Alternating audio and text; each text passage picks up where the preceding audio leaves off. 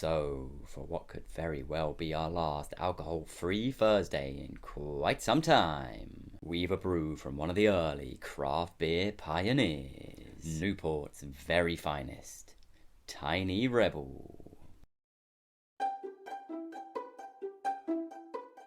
Founded back in 2012, so this being somewhat of a landmark year for them. And I'd suspect that birthday box is going to be extra special this time around. And I do admit I've got something of a soft spot for these Welsh troublemakers, as their conception and rise coincides somewhat with my own craft beer journey.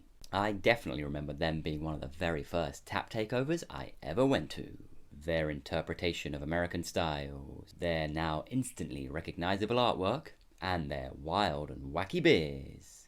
Although I guess by today's standards they aren't all that wild or wacky. But back then, they sure were. And I do quite like that they're still able to stir up a little controversy from time to time.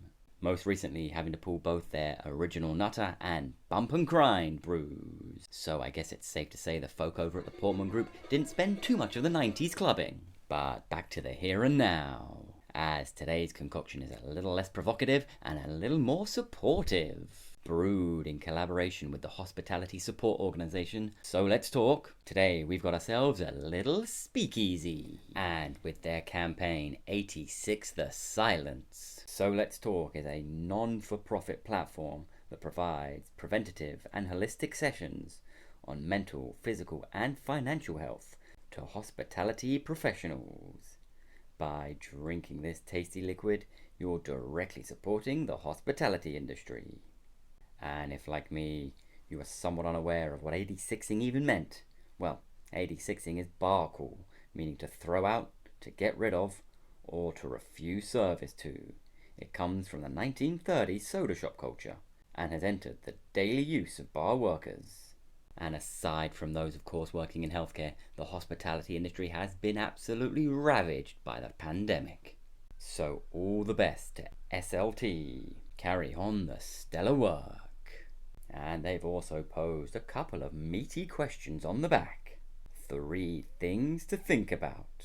What does being healthy mean to you? When was the last time you spoke to a loved one? How much valuable sleep did you get last night? Questions I'm definitely not going to answer right here.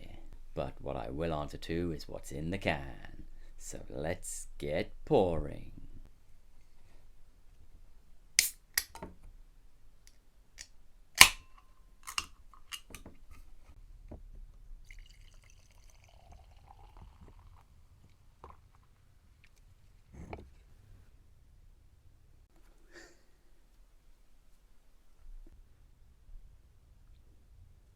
So I tell you what, it's got a big aroma to it, very tropical of the nose. It's a little citrusy in there too, and there's almost a herbal, earthy quality to it. But there is an almost airy lightness to it. And to look at, it is a bit like murky water.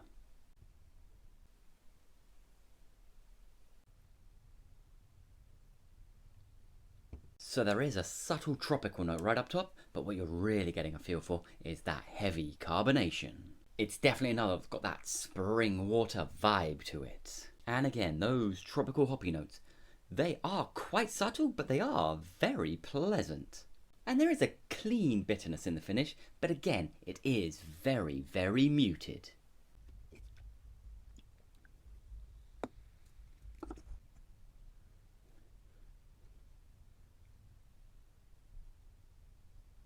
And that carbonation, it is adding a subtle sweetness and almost tartness to those top notes. But it must be said, those middles are very, very hollow. There's almost nothing happening there, which is quite a shame, as those top notes do have a spiky tropical note to them, and there is a classic bitterness in the finish, but you really do have to strain yourself to really notice them. You could liken it to an echo or a ghost of a really good beer.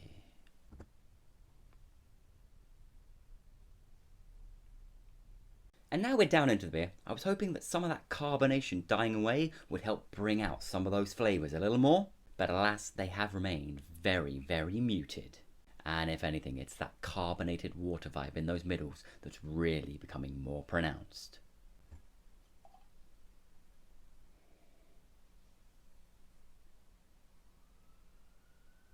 So I think I summed this one up perfectly well when I refer to it as an echo of a really good beer, as there are some very enjoyable aspects to it. Those sweet tropical notes up top, and that clean citrus bitterness in the finish.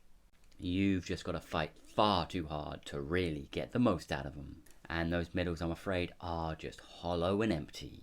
Drinking this was like chasing that echo down a tunnel. You can still just about make out the sounds, but the words are long gone, and I was definitely hoping for some of those flavours to materialise a little more as the beer grew on, but alas, they forever remain subtly out of reach. Now, as far as AF beers go, this was more than a worthy effort, but not one I'm ready to crown a legitimate beer substitute just yet. But I'll tell you something, if they do have a full alcohol version of this knocking about somewhere, then I'm more than game for knocking back a few tins of those.